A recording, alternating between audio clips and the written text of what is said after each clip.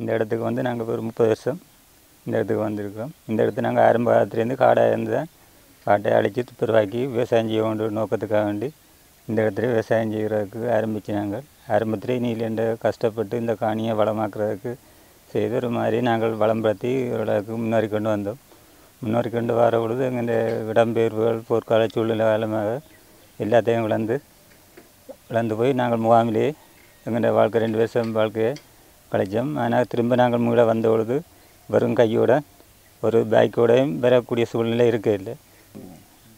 நாங்கள் திரும்ப போர் முடிஞ்சு திரும்ப காணிக்கு வந்த பொழுது காணியெல்லாம் ஒரே 10 இடம் இருந்தது. திரும்ப நானும் எனது மனைவி செல்வராணி, மகள் சுபா, மருமகன் அதுக்கப்புறம் மகள் திருமணம் செய்து மருமகனும் சேர்ந்து தான் இந்த காணியை நாங்கள் திரும்ப சீர்படுத்தி டெவலப் பண்ணி விவசாயத்துக்கு செய்து கொண்டு வந்தோம்.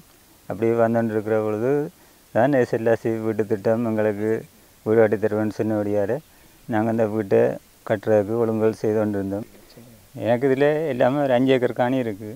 5 ஏக்கர் காணியிலையும் பயத்தை, தக்காளி, கத்திரி, வெங்காயம், பூசணி எல்லாம் இப்போ தை மாதத்துக்கு பிறகு கோடை காலத்தில் செய்வோம். ஆனால் சிறுதானிய பயிர்களை செய்கிற பொழுது நாங்கள் அதில் எங்கெந்த தேவைக்கு பயன்படுத்தி கொண்டு தான் மேலதிகம் மிச்சத்தை விற்கிறத பற்றி யோசிப்போம். கோழி, பசுமாடு அதுகளை வளர்க்குற வேண்டாம். நாங்கள் எங்கெந்த உணவை பூர்த்தி எங்கெந்த வீட்டு தேவையை பூர்த்தி செய்ய வேண்டியதுக்காக தான் அதில் வளர்க்குறோம் ஒழிய வியாபார நோக்கத்துக்காண்டி நாங்கள் அதை வளர்க்க இல்லை. ஆனால் இந்த வீட்டு திட்டம் எங்களுக்கு SLRC வீட்டு திட்டம் வந்தாலே நாங்கள் பெரும் சந்தோஷப்படுற வேண்டாம். இப்படி ஒரு வீட்டு திட்டத்தால் நாங்கள் இந்த வீடு கட்டக்கூடிய இருக்குது. இல்லைன்னா நாங்கள் வீடு கட்டியிருக்க மாட்டோம். எங்கள் குடும்ப அங்கத்தவர்கள் எல்லோரும் சேர்ந்து தான் இந்த வீட்டை கட்டுறதுக்கு முழு ஒத்துழைப்பு செய்து இந்த வீட்டை நாங்கள் கட்டியிருந்தாங்க. வீட்டை அமைச்சபடியே நாங்கள் இப்போ எல்லோரும் சந்தோஷமாக வீட்டில் சந்தோஷமாக வாழ்க்கையை கொண்டு போய் கொண்டு இருக்கிறோம். ஆனால் மேலதிக வருமானம் இல்லாதது நாங்கள் அந்த வாழ்வாதாரத்தை நிவர்த்தி செய்து கொண்டு இருக்கிறோம்.